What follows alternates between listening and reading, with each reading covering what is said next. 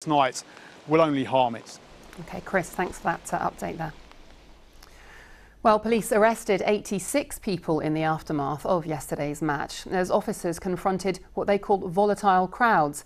19 officers were injured during violent scenes outside Wembley and in central London.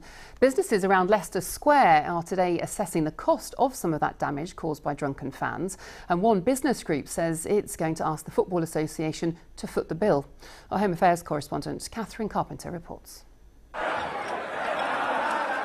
In central London, the party started early with large crowds in Leicester Square, Piccadilly and Trafalgar Square. But there was disorder too.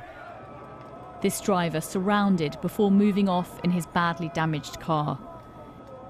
Newsagent Jatin Patel found himself in the thick of it in Leicester Square. I had a mix and match customers, rough and good both. So at 2:30 I decided I'll close at 4. Maximum. Normally I close at 6, but because it was getting too much. Street cleaners Veolia say they cleared 20 tonnes of rubbish from the area, and a group representing 500 local businesses says it's still counting the cost. There was a lot of damage caused across the square, Leicester Square in particular. We're still evaluating the costs of that damage, and my intention is to reach out to the Football Association to cover the costs and also to work with us so that any games in the future, doesn't come with scenes like this again.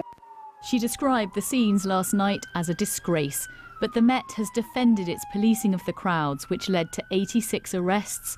19 officers were injured. We had a really significant policing operation in place across the capital last night. We had planned for a huge number of contingencies and worked with our partners across London to plan for last night, which we knew was going to be busy. I am satisfied that we had an appropriate number of officers on the ground. But the chief executive of the Hippodrome says it's the planning, not the policing of the event, which should be reviewed. Closing cost his casino around £100,000 on semi-final day, and yesterday's losses are expected to be greater. Walling in Trafalgar Square, limiting it to 800 people when it's normally the home for places like this, was the most ridiculous idea. And then not learning from the Scottish match and putting big screens in Hyde Park and big screens in Green Park and places like that to give people a place to enjoy the match. But there were those who made the most of the biggest audience of their life. I absolutely loved it. Like I was playing basically with the biggest crowd I've ever experienced in my life. A lot of footballs were being kicked, but it was nice to see the country coming together for something, for once. Catherine Carpenter, BBC London News.